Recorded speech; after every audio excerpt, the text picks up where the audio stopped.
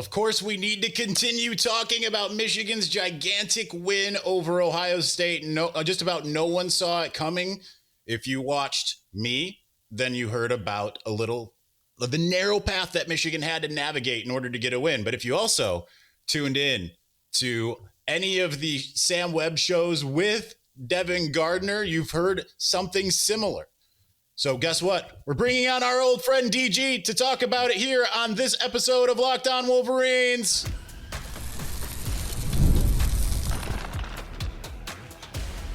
You are Locked On Wolverines, your daily podcast on the Michigan Wolverines, part of the Locked On Podcast Network, your team every day.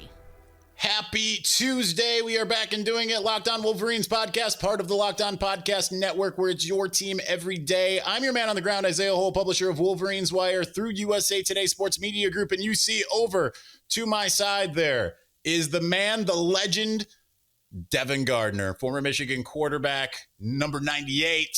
Super excited to have you on, man. Yeah, I'm excited to be here, man. It's been a long time coming, right? But I feel like it's the perfect time now, right?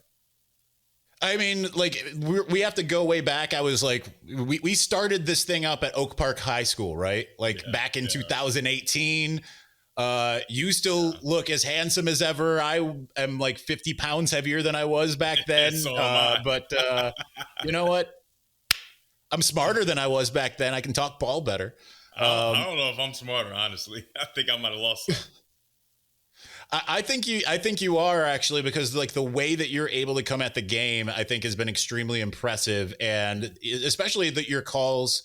And we'll get to you getting to call the Michigan Northwestern game a bit in segment 3, but I definitely want to commend you, because like every time I get to see you do a game, it's like you're just getting more confidence and you're able to show your true self while like, elucidating on the game. And it's just been really impressive to watch your ascension, man.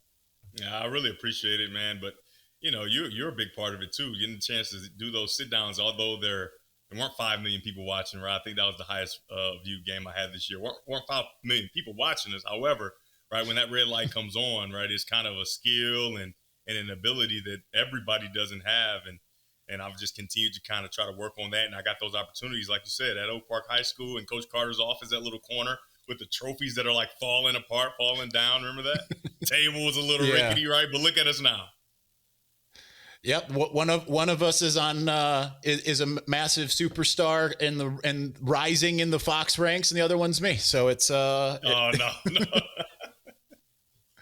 No way. Nonetheless, you do great work, but let's get to more of what you have been able to do as far as that's concerned in segment 3, because we got to talk some game.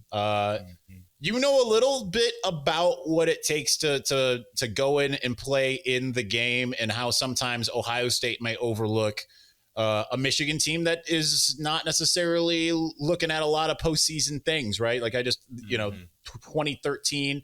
Heck, 2014 too. I mean, both of those years, Ohio State were these juggernauts, and Michigan not so much. But y'all came in and you gave them everything that you had. It didn't end up the way that you had hoped. But this year, a completely different scenario. I thought it was kind of hilarious in a way, right? Like Ohio State was talking all this talk, for having lost the last 3 years, they talked constantly, right? And I've been doing my Ryan Day impression of his skull session. I don't know if you saw his skull session, but he was out there saying stuff like this isn't about, this isn't about them. This is about us. This is about our team. This is about our toughness. This is about our band, like all these things. What was your reaction when you watch the game and it ends up ending up the way it does? Well, I mean, before the game, I talked a lot about obviously the fact that they were significantly more talented. And if they were to lean into their talent on the outside on offense, I think that game would have been vastly different. Obviously, we would like to think that, Zeke Berry and the crew would have done a nice job to stand up to it, but it's nothing against them. The multitude of weapons that they have on the offensive side of the ball, from running back all the way out to the true freshman wide receiver, it's like nothing we've really never seen, right? I'm sure maybe a long time ago at some point. I mean, the only people you can compare them to is themselves, right? When they have all those first-round receivers on the same team and also lose to Michigan. But I was on record before the game saying that the most important part of this game is Will Howard, the quarterback. And the reason I said that is because, firstly, I knew Ryan Day would try to prove that they were tough, right? He talked about toughness a ton, right? Way more than one should when they're actually tough, right? Because I'm a very tough guy. I don't ever talk about how tough I am, right? It's very clear. I'm well documented as a tough guy, so I don't have to announce it to the world every chance you I didn't get. tell you didn't even tell a bunch of people about, like, it was learned, I think, basically well after the fact that you were playing on a broken foot in 2013. You didn't have to come out in the post game and be like, by the way, my foot's broken, just just so that you can see. I've just never been that guy, right? And obviously there's a bunch of other stuff that I experienced as far as injuries that hampered me from being as productive as I wanted to be, but that's not what tough guys do, right? So the fact that he continued to do that, I knew that it was in his psyche that he needed to prove how tough they were, which would play right into the hands of Michigan, right? So if you do that, that means you're going to have a bunch of third and longs. You're going to have a bunch of, I'm calling them opportunities, but it's not good for Will Howard to try to prove that he's the guy, right? Because third and longs aren't good, right? You got to try to make sure you make a play to keep the drive continued because, first and second down, we've got a coach that's trying to prove how tough we are and how tough he is. And so I don't think he was ready for that. And I don't think he understood what this game meant. He tried to do interviews and it really looked like he tried his best to understand it. But like I talked about before the game, there is no possible way you can understand it unless your feet are in that fire, right? Just like if you see a burning building over across the way, not to go in it, but some guy might be crazy enough to say, well, maybe it's not actually hot, right? You can see the smoke, but you don't know how hot that building is until you're a firefighter and you go in and you're trying to save people, right? And so you can explain to Will Howard how hot the fire gets in that rivalry and what it is and the hatred. You can explain it. You can show him video clips. You can show him highlights. You can show him all that stuff. However, he touches the ball every single play. There's no way to understand how hot it is until you're in there. And I think he really started to feel how hot it was after that first interception, and it's too late. Right? It's too late now. It's too late to get ready for the fire now. The fire's already hot, and you don't even have your gear, right? You don't have your non-flammable gear. You're wearing regular clothing, and it's hot. The fire is burning. So I thought that he would be a key piece in that game, especially if Ryan Day did what I thought he would do.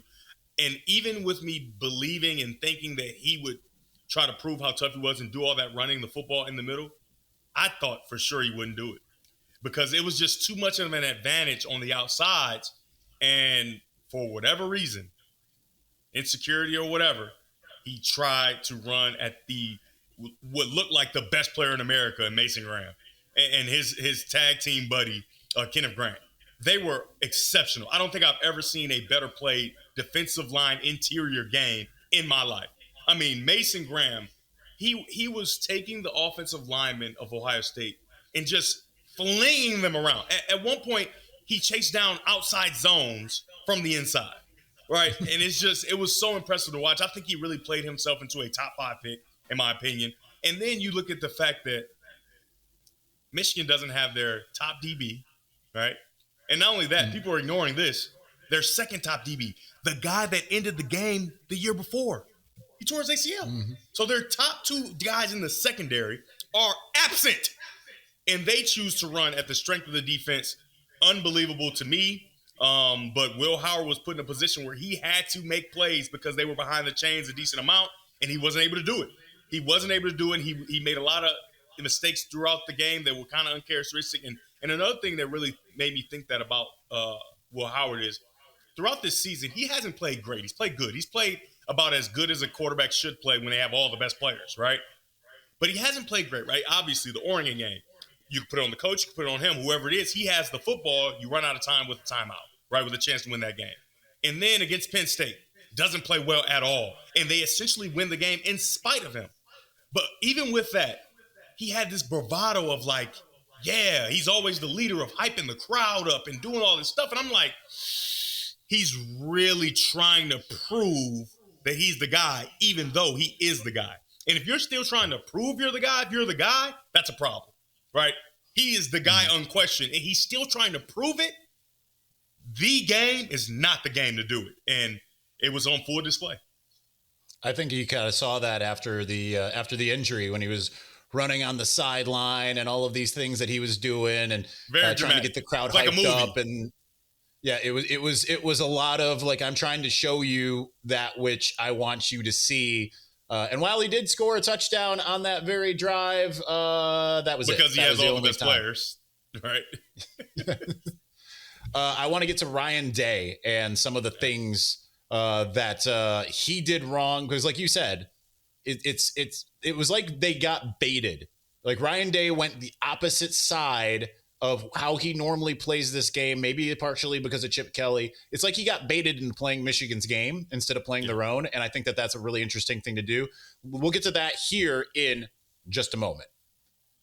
But before we do, there are plenty of things that you're going to want to go to. We are getting into the winter, and even though college football is winding down, college basketball is picking up, NBA basketball, there's still plenty of NFL games. The best way to get in the door is with Gametime. Gametime has a new feature called Gametime Picks that makes getting tickets to see all of your favorite teams play live even easier. Gametime Picks filters out all the fluff to show you only the incredible deals on great seats, so you don't have to waste time searching through thousands of tickets. With their super deal, you're going to find the best possible deal. You're going to be amazed when you see how little it costs and how great the seat is compared to when you go to other, let's just say legacy ticketers, I guess is the best way to say it. But the fact that you can see the seat before you buy, you can see the view, you know exactly what you're going to be looking at. You're not going to be sitting behind. If you went to the game last week, maybe you end up sitting behind one of those ugly columns at Ohio Stadium. With the seat view, then you know that you're going to see exactly what you're going to see before you get there.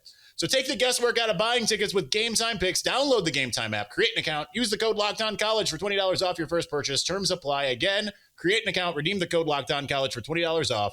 Download Gametime today. What time is it? It's game time.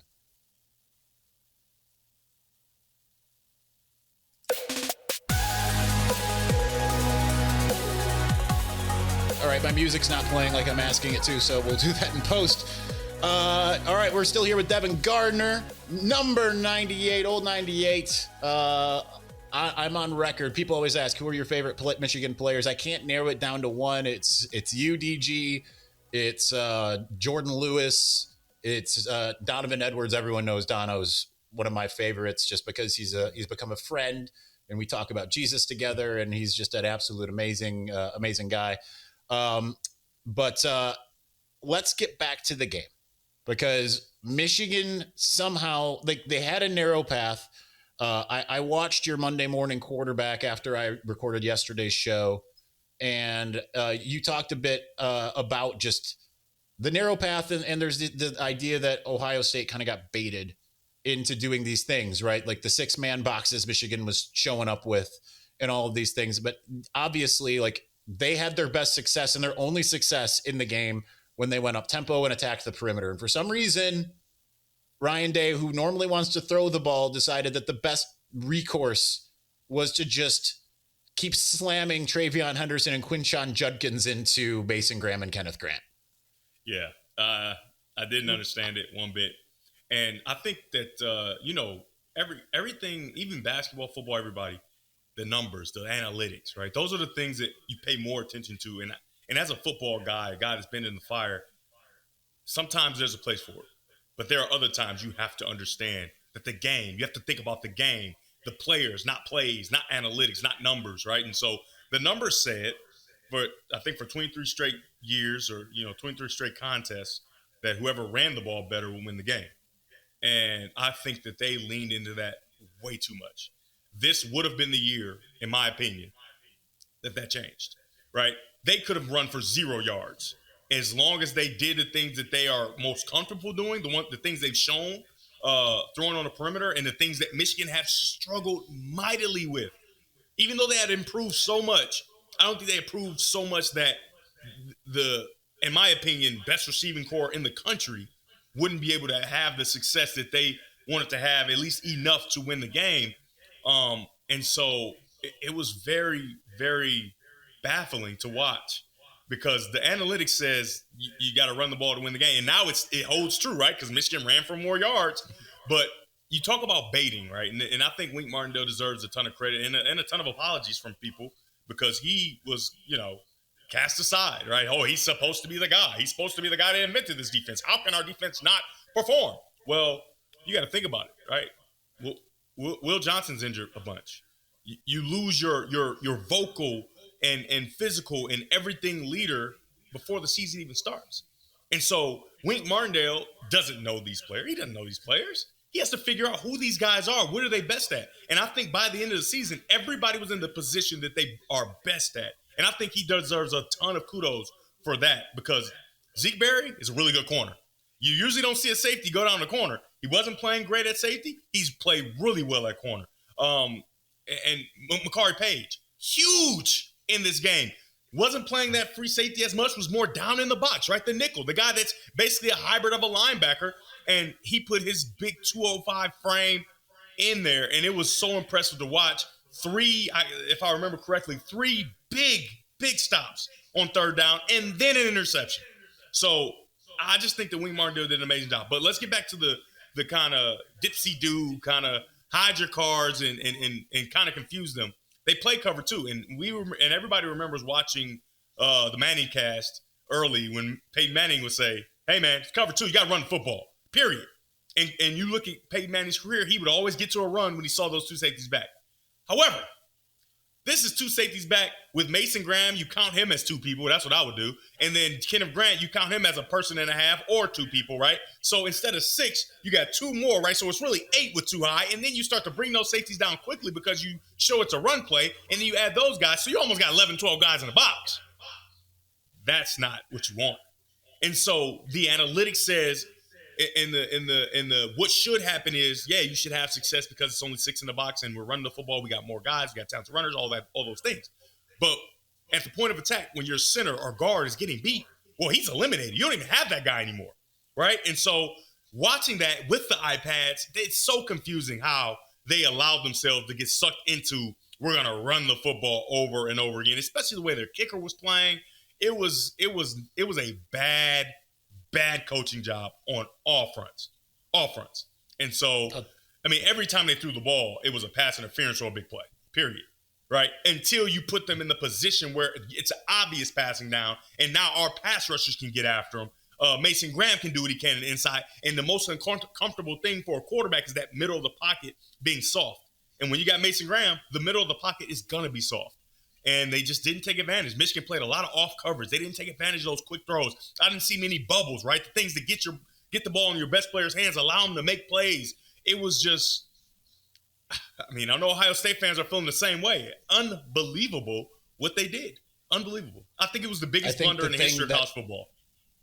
The thing that is going to stick out, and it stuck out to me in the immediate aftermath of the game, at no point in the game did Ryan Day, with this cadre of wide receivers, with everything that they have at their disposal, not once did they even attempt a deep shot. Didn't even attempt one. The closest to it was there on the 25-yard line, and they had tried to go to Jeremiah Smith in the end zone. That's not a deep shot. That's just a long throw. They didn't even – I understand. Michigan had people back. They didn't want to get beat up top. Being in cover two. But there are other routes besides deep goals, right? You can throw deep digs. You can throw there's a multitude of things that could have been done, and they refused to do it. And it was the psyche. It was the insecurity. It was the thing that and for everybody at home listening and whoever's listening, you can't allow the things that people say about you to get in your heart, because as much as you try to fight it, right, your subconscious gets it. And at some point, it's going to come out, right? So for Ryan Day, I believe all the talk about how soft they were and all those different things and all his outbursts, right, attacking people in interviews and announcing how tough they are and all those different things, people calling him soft and saying his team was soft and saying it was a country club mentality, all those different things, he allowed that to get in his heart through his subconscious. He allowed it. And it came out and bled out at the absolute wrong time for him and for all of Ohio State. And a lot of people are, well, Chip Kelly was calling the plays. Yeah, but Ryan Day can veto it at any time. Ryan Day can tell Chip Kelly what the plan of attack has to be, and he didn't, right? So it's tough, man. I would say I feel bad, but I don't, right? But, I want to feel bad, right? Because any person that's allowed, that can't live their life freely because of the outside noise, I feel bad for that person because that's just not how I am. right? People say I'm terrible calling games all the time. I just keep calling them. I just keep doing my thing, right?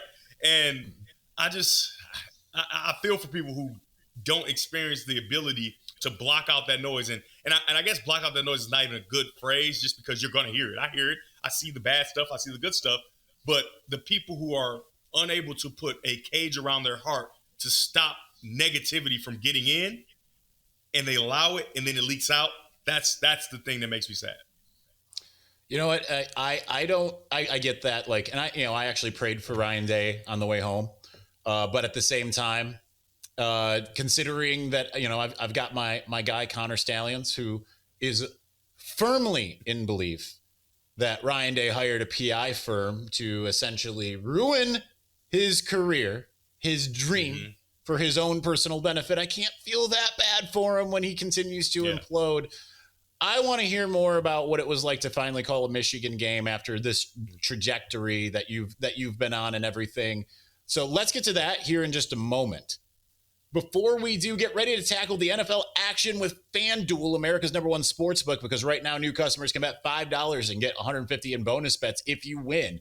The FanDuel Sportsbook app gives you everything you need to place live bets on the NFL all in one place. So when you get a hunch in the middle of a game, you can check out the latest stats, view live play-by-play, and so much more on the same page where you place your bets. Just visit FanDuel.com to join today. You'll get started with $150 in bonus bets if you win your first $5 bet. That's FanDuel.com. Never waste a hunch and make every moment more with FanDuel, an official sportsbook partner of the NFL.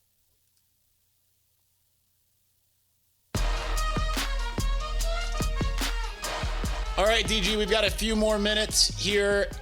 You finally got the opportunity to actually be in the booth for a Michigan game that wasn't a spring game, right? Like, obviously, you and Jake did the spring game together last year. And by the way, that was like, my heart was just completely full seeing that. I remember having those conversations. It's just for me, and I'm not trying to give myself the glory. You're the one with the talent, and give God the glory.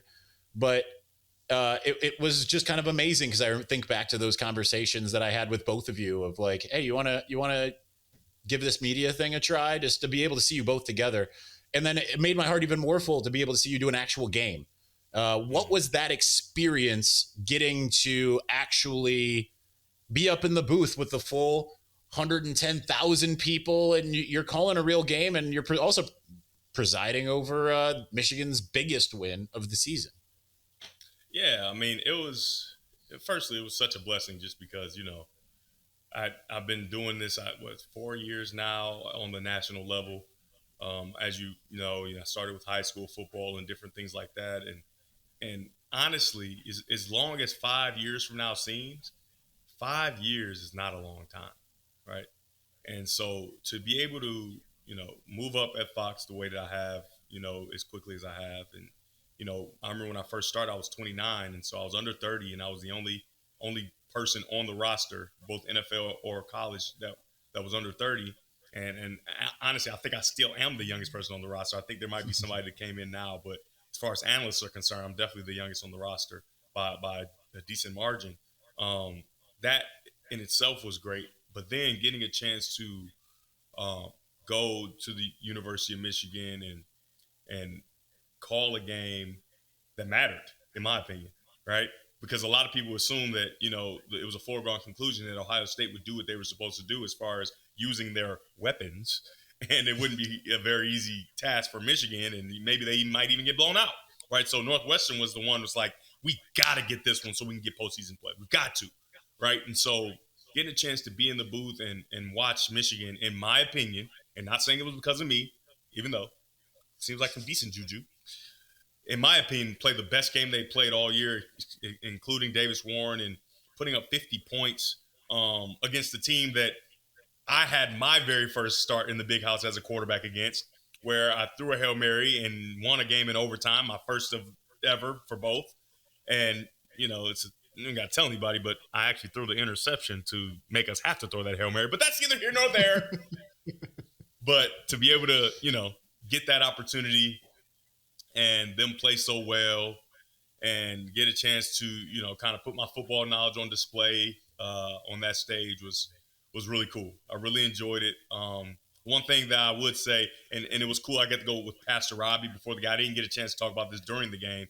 However, I took Tim Brando and myself. We went to the parents' prayer before the game with Pastor Robbie, and it was amazing. I honestly wish we had something like that when I was playing. Obviously we had chapel, but to bring the parents involved, and the players weren't there, but all the parents and Pastor Robbie getting a chance to say a prayer and send a message, it was unbelievable. And then to go out and they perform the way that they did, that was a great experience for me. The whole weekend was perfect. I tweeted out. It was perfect. And then the one thing, though, that wasn't good, I don't think people understood that I was there to work. I think they thought that I was there to have fun. No, I'm not here to have fun. I actually have a real job to do, and it's a hard job that I want to be very good at, right? And the thing is, the scrutiny will be very high in this game, right? Because I'm Michigan. I should understand. I should know. I should be able to call this game well. And so that's a lot of pressure to do that. But my preparation, allows for that anxiety to leave. But a lot of people just thought I was there to have fun. And so I want to apologize a little for not being available. And people were coming to the booth and they see this person that they never met. And it's because you never saw me as a player, right? Before a game and different things like that. I'm not here for fun. Even my crew, right? Tim Brando and my crew, they had to learn that, right? When it's a job to be done, there is no fun. I'm not, you know what I mean? What you see on TV, that's not how you prepare. I'm kind of a crazy man when it comes to that. And so I want to put, a lot of people were texting me, hey, come to this, do this, come into the booth. And there's no time for that, right? I have a job to do. And so what I would liken it to is, imagine you're at your job and people are just, coming in, trying to take pictures and have fun while you're trying to focus in the most intense environment of your job, right? So my apologies to not be available at that time, but I'm not really sorry. I had to do a job and it was fun. It was fun.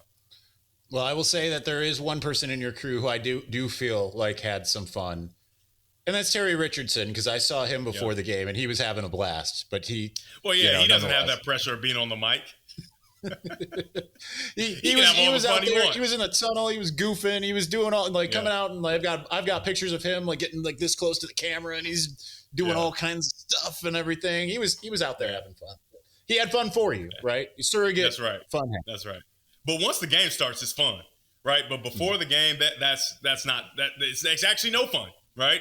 And I'm okay with that. But when the game starts, as you can hear, I'm sure when everybody's listening to games that I call, it's a ton of fun, and you can hear how much I love football, and it's real because that's just who I am. I've always been that way, and even when I was calling those high school games, you can go back and listen to them. My very first call, the Anchor Bone Trophy, Grand Valley State versus Fair State. I'm as excited as I've ever been, and that was just Division II, and I'm still the same way now.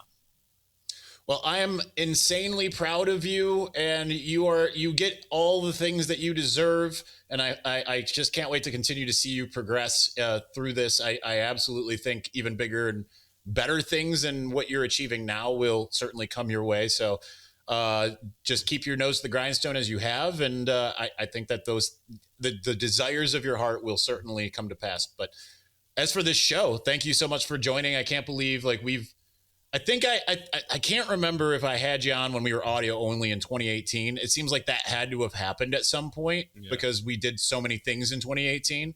But nonetheless, first at least video appearance on the show. So thank you so much for joining. I mean, it's a completely different show than it was in 2018 when I didn't know what I was doing.